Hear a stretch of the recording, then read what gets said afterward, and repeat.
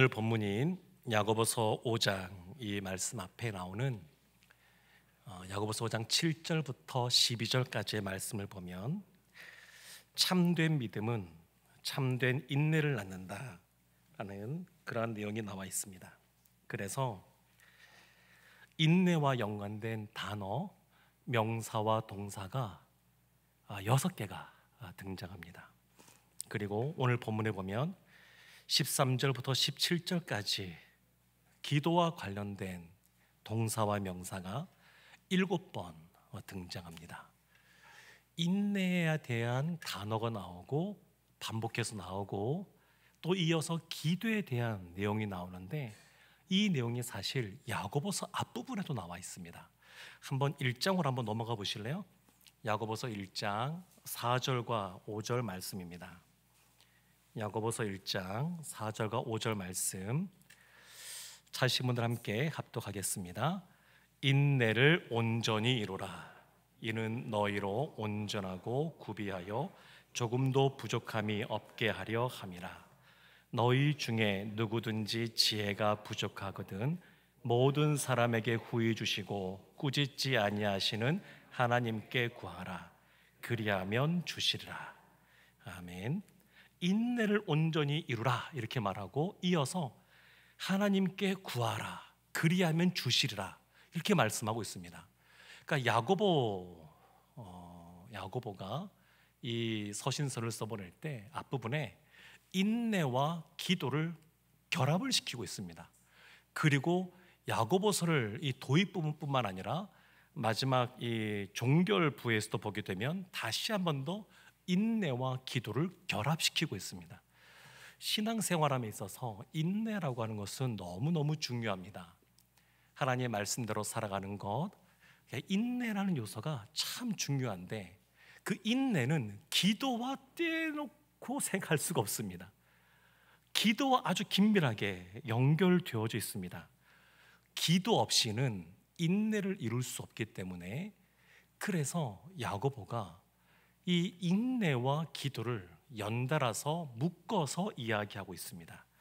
그래서 야고보서 이 앞부분과 마지막 부분에 이 인내와 기도를 연결시켜서 말한다고 하는 것은 그만큼 이 야고보가 이것을 가장 중요하게 생각하기 때문에 이 앞부분과 뒷부분에 넣어놨다 이렇게 볼 수가 있습니다. 오늘 본문이 시작하는 13절 말씀인데요, 우리 야고보서 5장 13절 말씀 함께 합독하겠습니다. 너희 중에 고난 당하는 자가 있느냐? 그는 기도할 것이요 즐거워하는 자가 있느냐? 그는 찬송할지니라. 고난 당하는 자 이렇게 나오잖아요. 이게 고난 당하는 이란 단어가 이게 아주 흔한 단어가 아닙니다. 고난과 당하다 두 단어가 합쳐진 단어가 아니고요. 이게 한 단어로 쓰여졌는데 신약 성경에 딱 2번밖에 이 단어가 등장하지 않습니다. 이 단어의 뜻은 어떤 거냐면 고난 당하다라고 하는 것은 자발적으로 고난을 당하다 이런 의미가 있습니다. 그러니까 하나님의 말씀대로 삶을 살아가다 보게 되면 당하게 되는 고난이 있지 않습니까? 지금 야고보가 그런 고난을 말하고 있는 겁니다. 여기서 말하는 고난은 1차적으로 우리가 하나님 말씀대로 이 일상 가운데 살아가다 보게 되면 겪게 되는 여러 가지 어려움들, 어쩌면 경제적인 손해일 수도 있고요, 관계에서 처져놓은 어려움일 수도 있고요, 여러 가지일 수 있습니다. 근데 그런 고난을 의미합니다. 아니면 어쩌면 바울처럼 복음을 증거하다 사람들에게 비난받고 감옥에 갇히고 돌에 맞기도 하는 그런 고난을 이렇게 말합니다. 그런데 1차적으로는 그렇습니다만 조금 더 넓혀본다 그러면 우리가 생각하는 모든 삶에서 겪는 어려움도 포함된다고 볼 수가 있습니다. 근데 보십시오, 13절 말씀에 고난 당하는 자 나오고 또 나온 게 뭐냐면 즐거워하는 자 나옵니다. 어찌 보면 삶에서 양극단을 보여주고 있습니다. 고난과 즐거움. 왜 양극단을 이렇게 말하고 있을까요? 지금 야고보가 우리 인생 전체 전반에 대한 것을 말하고 싶어서 이 양극단에 있는 걸 말하고 있는 겁니다. 고난과 이 즐거움, 이 두 가지를 다 말하고 있는 것이죠.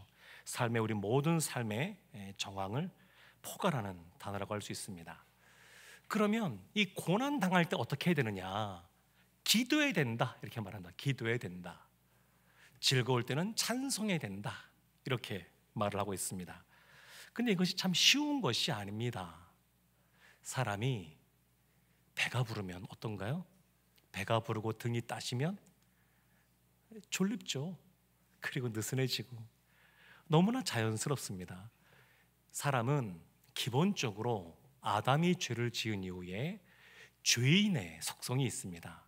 그래서 가만히 있으면 고난 중에 하나님을 향하여 원망하기가 쉽습니다. 어쩌면 이게 너무나 자연스럽고 당연한 모습입니다. 즐거운 일이 있으면 자기 스스로 그냥 이것을 이룬 것처럼 교만해질 수 있는 가능성이 굉장히 많습니다. 어찌 보면 당연하게 그런 모습들이 나타납니다.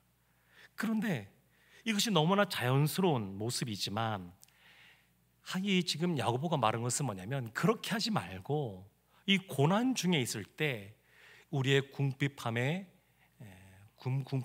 공급해 주시는 그 원천이 하나님이시다라고 하는 것을 기억하고 즐거울 때 우리 즐거움의 원천이 하나님이시다라고 하는 것을 기억하라는 겁니다. 그래서 고난 중에 기도하는 것은 이것은 굉장히 의식적으로 기억하고 의지적으로 실천하고 결단하고 실천해야 되는 것입니다. 그냥 이루어지는 것이 아닙니다.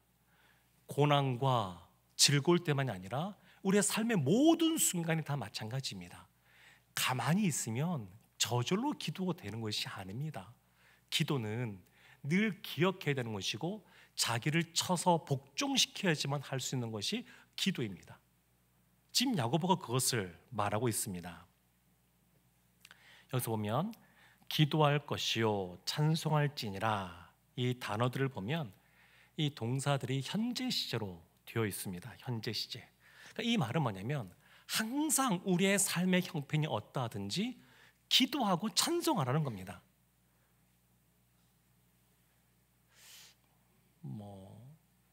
이제 뒤에 보면 아픈 사람도 등장하게 되는데 아픈 상황에 있든 건강한 상황에 있든 또 우리 학생들은 공부도 하는데 공부하는 학생들 여러 가지 스트레스 받지만 그런 상황에 있든 아니면 직장에서 여러 가지 실적에 대한 압박을 받고 있든 아니면 또 어떤 것보다 어려운 게 관계 문제 아니겠습니까? 그런 어려움에 있든 기도하라는 겁니다. 기도하라는 것. 항상 기도하고 찬송하라는 것. 이것이 지금 야고보가 우리에게 말하고 있는 겁니다. 그래서 참 많은 믿음의 기도의 선배들은 어떻게 기도했냐면 일부러 기도할 때 자세를 불편하게 합니다. 편안하게 있으면 졸게 되어 있거든요. 이 시간에도 하루 종일 편안하게 쉬고 그렇게 있다가 나오신 분 안 계시지 않습니까? 하루를 또 열심히 살다가 일상을 사시다가 이 늦은 밤에 나와서 기도하려고 그러면 졸린 게 당연하죠. 그래서 말씀 듣고 있다가 기도하는 시간 되게 되면 가만히 있으면 졸립니다. 당연하죠. 육체가 피곤하니까. 예수님께서 겟세마네 동산에서 제자들과 함께 기도할 때 제자들도 마음은 원이었습니다. 마음은 기도하고 싶습니다. 근데 몸이 약한 겁니다. 체력이 안 따라줘요. 그래서 많은 믿음의 선진들이 어떻게 기도했냐면 무릎을 꿇고 기도하거나 일어서서 기도하거나 엘리야 같은 경우에는 머리를 무릎 사이에 집어넣고 기도하거나 뭔가 좀 불편하게 하는 겁니다. 가만히 있으면 마음이 느슨해지는 것은 자연스러운 거니까 의지적으로 몸을 좀 불편하게 하는 겁니다. 그래서 일어서서 기도하는 것 좋은 자세입니다. 네. 하여튼 간에 우리 선배들이 했던 것처럼 우리도 기도할 때 조금 스스로의 몸을 좀 불편하게 하면서 하면 어떨까 그런 생각도 있습니다. 그래서 오늘 말씀에 보면 기도하라 라고 하면서 두 가지 경우를 특별히 말하는데 첫 번째는 고난당할 때 기도하라 이렇게 말하고 또 하나는 병들었을 때 기도하라 이렇게 말을 합니다. 14절, 15절 말씀이 나와 있는데 우리 14절과 15절 말씀 함께 합독하겠습니다. 너희 중에 병든 자가 있느냐? 그는 교회의 장로들을 청할 것이요 그들은 주의 이름으로 기름을 바르며 그를 위하여 기도할지니라. 믿음의 기도는 병든 자를 구원하리니 주께서 그를 일으키시리라. 혹시 죄를 범하였을지라도 사하심을 받으리라. 여기서 병든 자 이렇게 말하는데, 이 병든이라는 단어 헬라어를 보게 되면 그 뜻 자체는 육체적인 질병, 정신적인 질병, 영적인 질병, 이 모든 걸 다 포함합니다. 육체적으로, 정서적으로, 영적으로 약해지는 상태를 다 포함하는 단어입니다. 그런데 이 문맥을 보게 되면 야고보가 말하는 것은 주로 육체의 질병에 대해서 말하고 있습니다. 육체의 질병. 육체의 질병이 있을 때 교회의 장로들을 청할 것이요 이렇게 말합니다. 왜 교회의 장로님들을 청해야 될까요? 교회의 장로님들에게 신유의 은사가 있어서 그런 것이 아닙니다. 이 말은 교회가, 교회 공동체가 함께 기도하라는 의미입니다. 보통 몸이 아플 경우에 우리 교회 성도님들은 그래도 잘 함께 기도해 주십시오 이렇게 나누시는 편인데, 그렇지 않는 분들도 있습니다. 질병 그냥 내가 혼자 기도하고 병원에서 치료받고 그러면 되는 거지 이렇게 생각할 수 있습니다. 근데 지금 야고보가 말한 것은 뭐냐면, 그렇게 홀로 감당하지 말고 그 어떤 질병이 있을 때 교회 공동체에서, 믿음의 공동체에서 함께 그것을 놓고 기도하라, 이것을 알려주고 있습니다. 아프면 병원에 가야 되고 약도 먹어야 됩니다. 다리가 부러졌습니다. 어떻게 해야 될까요? 기부스 해야 됩니다. 이것이 일반 은총입니다. 일반 은총. 하나님께서 베푸신 일반 은총 가운데 이와 같은 의료가 있습니다. 그런데 병원에서 약을 먹는다 그래서, 주사를 맞는다 그래서 그것이 다 효과를 발휘하는 것도 아닙니다.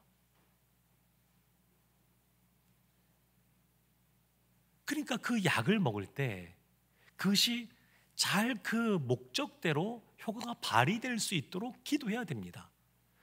그러니까 아프다 그래서 당연히 병원 가야지 하고 병원만 가고 기도하지 않는 것, 이것도 문제입니다. 우리는 다 사실 질병을 갖고 있는 사람들입니다. 우리는 그 병에 중하냐, 약하냐, 경하냐, 아니면 그 시기가 짧으냐, 기냐, 이 차이만 있지 사실은 다 이와 같은 질병을 겪고 있습니다. 작은 감기부터 시작하여서 중한 병까지 우리가 다 차이는 있지만 다 이와 같은 질병이 있습니다. 근데 그럴 때 함께 기도하라는 겁니다. 함께. 홀로 그것을 감당하지 말고 함께 기도하고, 그리고 이와 같은 것을, 병이 있을 때에 여러 가지 하나님의 일반 은총 가운데 있는 것을 우리가 이제 누리며 있어야 되겠지만, 그러면서 또 하나님께 기도해야 됩니다. 그러면서 꼭 한 가지 기억해서 뭐냐면, 하나님의 특별 은총도 있다는 것을 꼭 기억하셔야 됩니다. 사도 바울이 하나님 앞에 3번이나 자신의 질병을 고쳐달라고 기도합니다. 근데 하나님께서 고린도 전 후서에 보게 되면 이렇게 말씀하시죠. 내 은혜가 내게 족하도다. 이는 내 능력이 약한 데서 온전하여 짐이라. 이렇게 말씀해 주십니다. 안 고쳐주셔요. 그러니까 우리가 믿음으로 기도하는데, 이 믿음으로 기도해도 안 낫는 경우 있지 않습니까?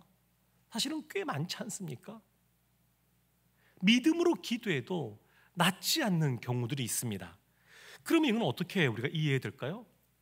믿고 기도만 하면 다 낫는다, 아니면 병이 낫지 않으면 믿음이 적기 때문이다, 이렇게 말할 수 있을까요? 그렇게 보기는 어렵습니다. 여기서 말하는 믿음의 기도라고 하는 것은, 믿음의 기도는 병든 자를 구원하리니 라고 말하는데, 믿음의 기도라고 하는 것은 하나님께서 자신의 뜻을 이루신다라고 하는 그런 믿음입니다. 하나님께서 하나님의 뜻을 이루시는 겁니다. 하나님의 뜻이 나의 삶에 펼쳐지는 것이, 나에게 있어는 것이 최선의 삶입니다. 최고의 삶입니다. 최상의 삶입니다. 이것을 인정하는 겁니다. 때로는 바울처럼 하나님께 기도했음에도 불구하고 질병이 낫지 않는 경우도 있고, 때로는 믿음으로 기도하지 않아도 하나님께서 고쳐주실 때가 있습니다. 요한복음을 보면 38년 된 베데스다 연못가에 그 환자가 있었는데, 그 병자에게 예수님이 찾아가셔서 그를 고쳐주십니다. 믿음이 있는 사람 아닙니다. 고침받은 다음에도 이 고침받은 38년 된 이 병자가 믿음의 고백을 하지 않습니다. 그럼에도 불구하고 예수님께서 그 병자를 고쳐주었습니다. 그래서 우리가 다 이 모든 것에 대해서 우리가 다 이해하기가 어렵습니다. 하나님께서 이 모든 것을 계획하시고 하나님께서 이끌고 계시다라고 하는 것을 인정하는 것이 필요합니다. 우리가 믿음으로 기도합니다. 그러면 믿음으로 기도한다 그래서 하나님이 모든 질병을 다 고쳐주시냐? 그것은 그렇지가 않습니다. 우리의 기도 때문에 당연히 기도라고 하는 조건이 완성이 되어지면 하나님께서 반드시 그에 응답해서 고쳐주든다, 이런 것이 없습니다. 그래서 우리는 믿음으로 기도하는 것이고, 그것을 고쳐주시는 것은 하나님의 선물입니다. 그건 하나님의 은혜입니다. 하나님께서 우리의 기도에 그대로 응답하셔야 되는 그러한 의무가 없습니다. 그럼에도 불구하고 여전히 이 땅에 기도할 때 고쳐주시는 치유의 역사가 나타납니다. 이거는 일반적인 사건이 아니라 아주 예외적인 사건이라고 할 수 있습니다. 이런 특별 은총들이 있습니다. 치유의 기적은 하나님의 나라가 이 땅에 다시 도래하게 될 때, 예수님이 이 땅 가운데 다시 재림하게 될 때, 그 하나님 나라에 더 이상 아픈 거나 질병이 없고, 그리고 그 나라에 있는 하나님 나라의 자녀들, 백성들은 다 강건하게 지내게 될 텐데, 그것을 미리 예시적으로 계시적으로 보여주는 사건입니다. 치유의 역사심이 오늘날도 나타납니다. 근데 그것은 하나님께서 앞으로 임하게 될 하나님 나라를 미리 보여주시는 그런 예외적인 사건이라고 할 수 있습니다. 그럼에도 불구하고 기도해도 안 나타난데, 이렇게 말하는 것은 불신앙입니다. 기도해도 안 낫는다? 불신앙입니다. 그리고 기도하면 무조건 낫는다, 이것은 불건전한 신앙이라고 말할 수 있습니다. 건강한 신앙이 아닙니다. 성경은 이것에 대해서 분명히 균형 잡힌 모습을 우리에게 알려주고 있습니다. 그래서 16절 말씀은 이렇게 말하죠. 그러므로 너희 죄를 서로 고백하며 병이 낫기를 위하여 서로 기도하라. 의인의 간구는 역사하는 힘이 큼이니라. 그래서 병이 낫기를 위해 서로 기도하라, 이렇게 말씀하고 있습니다. 그러니까 병이 들었다 그러면 기도해야 됩니다. 하나님의 주권적인 치유하심을 경험하기를 사모해야 됩니다. 우리가 그것을 놓고 기도해야 됩니다. 예외적인 주권적 그러한 치유하심을 경험한 사람이란다 할지라도 다시 나이가 들게 되고 병이 들어 죽음을 맞이합니다. 그러니까 이 땅에서 하나님의 주권적인 예외적인 특별 은총으로서 치유를 경험하게 된다 한다 할지라도 이 세상에서는 완전한 치유가 없습니다. 완전한 것이 없어요. 완전한 치유는 언제 경험되어지느냐? 예수님이 다시 재림해서 하나님 나라가 완성되는 그때 이 완전한 치유가 우리 가운데 임하게 됩니다. 그러므로 우리는 관심을 어디에 두어야 되냐면, 우리의 진정한 관심은 육체적인 치유가 아니라 영원한 영적인 치유에 두어야 됩니다. 우리에게서 근본적인 문제가 있는데, 그것은 사실은 육체의 질병의 문제가 아니라 죄의 문제입니다. 죄의 문제. 그래서 우리는 질병으로부터의 치유보다 죄로부터의 삶, 구원받는 것에 더 많은 관심을 두어야 됩니다. 믿음이 있으면 모든 질병이 고침받는 것은 아니지만, 믿음이 있으면 모든 죄가 용서받고 구원을 얻습니다. 그래서 우리의 관심이 늘 영적인 것에 있어야 됩니다. 죄 사함을 받은 기쁨은 말할 수 없는 기쁨입니다. 그 기쁨이 충만한 사람은 혹 이 땅에서 육체의 질병이 있단다 할지라도 능히 그것을 이겨나갈 수 있습니다. 하나님이 주시는 말할 수 없는 기쁨이 있습니다. 시편 23편 1절 내용을 가지고 참 여러 찬양들이 있는데 그 중에 한 찬양이 있습니다. 여호와는 나의 목자니 내게 부족함 없으리로다.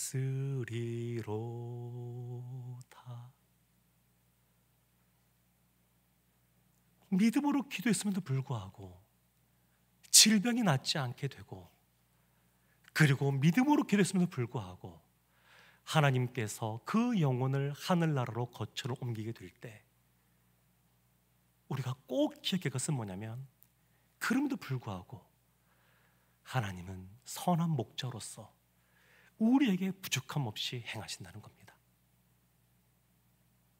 우리의 삶 속에 내가 그렇게 바라고 간절히 기도하면서 이루어지기를 원했지만 내가 원하는 방식으로 내가 원하는 때에 이루어지지 않는다 그래서 하나님의 선하지 않으신 것이 아닙니다. 하나님은 누구보다 우리를 사랑하십니다. 그리고 누구보다 우리를 가장 선한 길로 인도하고 계십니다. 그래서 이것을 꼭 기억해야 됩니다. 우리의 인생에 이전에도 그랬지만 이후의 삶도 우리의 삶의 고난과 즐거움이 마치 씨줄과 날씨줄처럼 아마 이렇게 얽히게 될 겁니다. 그런데 우리 인생에 진짜 중요한 것이 무엇입니까? 여호와는 나의 선한 목자라고 하는 것, 부족함이 없다라고 하는 것, 그 하나님을 의지하는 것이 진짜 중요합니다. 내 앞에 펼쳐져 있는 그런 상황은 언제든지 변할 수 있습니다. 근데 그 상황 때문에 내 마음이 요동치는 것이 아니라 고난 중에 있단다 할지라도, 즐거움 중에 있단다 할지라도 사실은 기도와 찬송은 맥을 같이 하는 겁니다. 자기 중심적인 생각을 하는 것이 아니라 이 모든 상황이 하나님 앞에 있다는 것을 인정하고 하나님을 의지하는 그런 신앙입니다. 기도와 찬송은 동떨어진 것이 아닙니다. 이것이 함께 하나님을 의지하고 하나님을 고백하는 그러한 모습이라고 할 수 있습니다. 그러니까 병중에 있단다 할지라도, 아니면 건강하단다 할지라도, 아니면 가난하든 부하든 어떠한 상황이든 우리가 하나님을 의지할 수가 있습니다. 예수님이 공생의 사역을 시작하기 전에 40일 동안 금식 기도를 하셨습니다. 그리고 그 금식 기도가 끝난 다음에 사단이 유혹합니다. 그 유혹을 예수님께서 말씀으로 무찌르셨습니다. 어떻게 이룰 수 있을까요? 예수님은 돌덩이가 떡이 되게 하는 능력도 가지고 계신 분이십니다. 그럼에도 불구하고 그 배고픔을 이겨내고 말씀으로 이기셨습니다. 왜냐하면 예수님께는 영적인 권세가 있었기 때문입니다. 영권이 계셨어요. 권세가 있었어요. 그러면 그 권세가 어디로부터 왔는가? 원래 예수님은 하나님이시니까 당연히 그렇다고 생각할 수 있지만, 그것도 물론 맞지만 예수님이 그 3년의 공생의 사역을 시작하기 전에 금식기도 하셨다라고 하는 것을 기억해야 됩니다. 기도가 능력이 있습니다. 기도에 권세가 있습니다. 사단이 유혹하고 미혹한다 할지라도 흔들리지 않고 그것을 이겨나갈 수 있는 권세가 있습니다.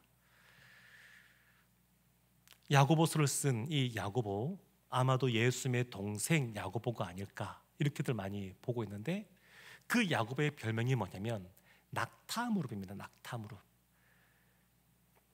복음서에 보게 되면 예수님이 공생의 살 기간 동안에 예수님이 오히려 귀신 들렸다 생각하고 믿지 않았던 그런 동생인데, 예수님이 십자가를 지시고 또 부활하신 것을 보고 나서 이 동생이 변했습니다. 그래서 누구보다 무릎이 낙타 무릎처럼 될 만큼 열심히 기도하던 기도의 사람이 야고보입니다. 근데 기도의 사람인 야고보가 우리에게 기도의 모범으로서 알려주고 있는 분이 누구냐면 엘리야 선지자입니다. 엘리야 선지자. 그것이 17절 18절 말씀에 나옵니다. 우리 함께 17절 18절 말씀 합독하겠습니다. 엘리야는 우리와 성정이 같은 사람이로되 그가 비가 오지 않기를 간절히 기도한즉 3년 6개월 동안 땅에 비가 오지 아니하고 다시 기도하니 하늘이 비를 주고 땅이 열매를 맺었느니라. 기도는 하늘 문을 닫는 권세가 있습니다. 기도는 하늘 문을 여는 권세도 있습니다. 기도의 권세가 있는 사람은 세상 사람들과는 다른 차원의 삶을 살아갑니다. 예레미야 선지자가 기록했던 것처럼 하나님께서 너는 내게 부르짖으라 내가 응답하겠고 내게 크고 비밀한 일을 보이리라 말씀하셨습니다. 크고 비밀한 일, 세상 사람들은 알 수 없는 일입니다. 그래서 기도의 권세를 경험한 사람은, 하나님의 특별한 치유의 역사를 경험한 사람은 이 세상 사람들과는 다른 것을 보게 되고 다른 삶을 살아가게 됩니다.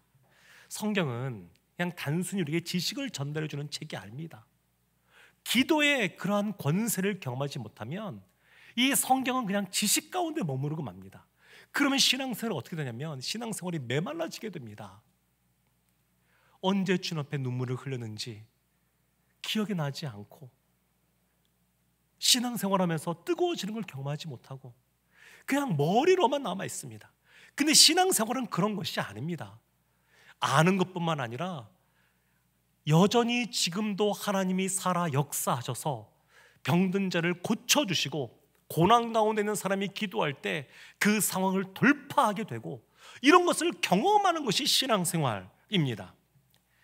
그런데 우리는 죄인이어서 아차 하는 순간에 기도가 우선순위에서 밀려버리고 맙니다. 기도는 그냥 되는 것이 아닙니다. 계속해서 기억하고 의지적으로 결단하지 않으면 할 수 없는 것이 기도입니다.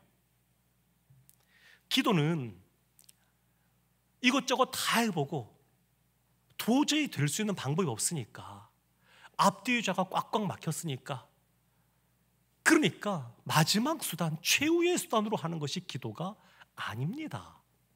그때로도 기도하는 것 너무 귀한 것이긴 하지만 기도는 처음부터 하는 겁니다. 처음부터 기도하는 것이고, 그리고 그 과정에서도 모든 순간에서도 해야 되는 것이 기도입니다. 그리고 마지막 순간으로 하는 것이 기도입니다. 기도는 늘 하는 것입니다. 늘 하는 것. 그래서 이와 같이 기도하면서 기도의 권세를 경험한 사람들은 세상을 살아갈 때에 거룩한 담대함이 있습니다. 비록 손에 쥐고 있는 것이 별로 없단다 할지라도, 내세울 것이 별로 없단다 할지라도 그냥 주님 안에서 당당하게 살아갑니다. 가진 것이 없다 그래서 사람 앞에서 주눅 들지 않습니다. 창조주의자, 이 세상의 주권자 되시는 하나님의 귀한 자녀로서, 걸작품으로서 이 세상을 당당하게 살아가는 사람들이 기도의 권세를 경험한 사람들입니다. 사랑하는 성도 여러분, 위기에 처했다 그래서 두려워하지 않고 절망하지 않고 살아갈 수 있습니다. 기도의 능력을 경험한 사람들이 살아갑니다. 기도는 권세가 있습니다. 기도의 능력이 있습니다. 기도는 허황된 그냥 허공에 울리는 메아리 같은 것이 아닙니다. 기도는 하나님이 들으시는 것이고 하나님께서 역사하시는 겁니다. 다만 우리가 원하는 대로가 아니라 하나님이 원하시는 대로, 하나님께서 우리를 선하게 이끌어 가시기에 때로는 내가 원하는 타이밍이 아닐 때 하나님께서 역사하시기도 하시고, 내가 원하는 방법이 아닌데 하나님께서 그렇게 역사하실 때가 있습니다. 그러나 분명한 것은 기도하며 하나님께 나가는 사람, 하나님께서 기뻐하십니다. 하나님이 사랑하십니다. 그 인생 붙잡아 주시고 하나님께 선하게 인도해 주십니다. 엘리야 선지자가 우리와 똑같은 성정을 가진 사람이었지만 기도할 때 3년 6개월 동안 비가 오지 않냐고, 기도할 때 하늘 문이 열려 비가 왔던 것처럼 우리도 엘리야처럼 고난 중에 기도하고 즐거울 때 찬양하는 하나님의 사람들로서 기도의 권세를 늘 경험하며 살기를 주님의 이름으로 축원합니다. 아멘.